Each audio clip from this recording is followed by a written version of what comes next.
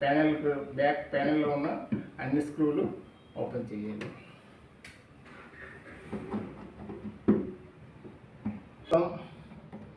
అది లేక 12 స్క్రూలు ఉంటాయి. ఆ స్క్రూలన్నీ తొలగించేసి పక్కన పెట్టుకున్నాం.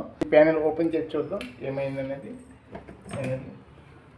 జస్ట్ ఇది డౌన్ చేసి కొద్దిగా పైకి తీస్తే దీన్ని కూడా పక్కన పెట్టుకుందాం. చూస్తే ఇది చాలా లూజ్గా ఉంది.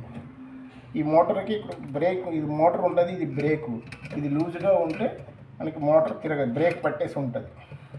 ఇలా టైట్గా ఇలా ఇలా పైకి లాగి ఉంటే మోటార్ ఈజీగా ఉంటుంది, బ్రేక్ పట్టదు, తిరుగుతుంది. సో దీనివల్ల బ్రేక్ పట్టేస్తుంది, అంటే దీనిలో ఏదో ప్రాబ్లం వచ్చింది, అందువల్ల బ్రేక్ పట్టేస్తుంది. కాబట్టి మనం బ్రేక్ని ఏమైంది అనేది ఇంకా చూద్దాం. పైన ప్యానెల్ ఇప్పే ముందు మొదట మనం డ్రైయర్ ఉంటుంది కదా, డ్రైయర్ని తొలగించాలి, లేకపోతే ఇది టైట్గా ఉంటుంది వైరు, మనకు ప్యానెల్ బయటికి రావాలి. ఇలా తొలగించేయాలి. స్క్రూలు ఉంటాయి, ఇదే స్క్రూ డ్రైవర్తో ఈ 2 స్క్రూలు ఓపెన్ చేద్దాం.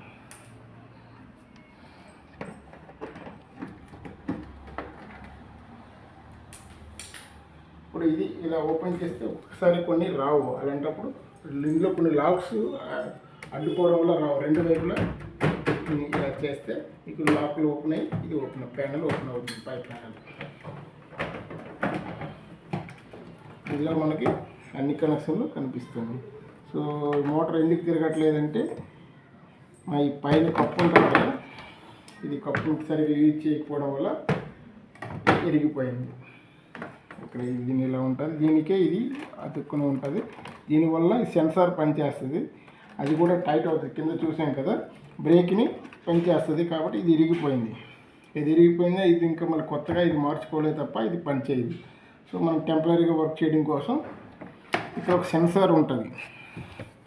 ఈ కప్పు పైకి ఎత్తేటప్పుడు ఇటు సెన్సార్ పైన ఉంటే డ్రమ్ తిరుగుతుంది మనకి, లేకపోతే డ్రమ్ కాకపోతే కప్పు అనేది అవసరం. ఒకవేళ కప్పు పూర్తిగా పోతే సెన్సార్ని ఇలా మన మీద దారంతో పైకి కట్టుకొని ఉంచుకోవాలి. సో మనం ఇప్పుడు దీన్ని లూజ్ అయిపోయింది కదా,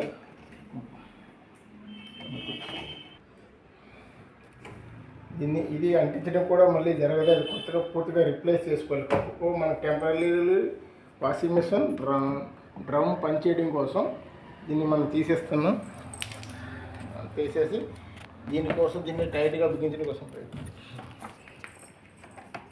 ఇది తీసుకొని లూజ్ అయిపోయిన దాన్ని నేను ఇక్కడ డ్రైయర్ బటన్కే దీన్ని కూడా కట్టేస్తాను.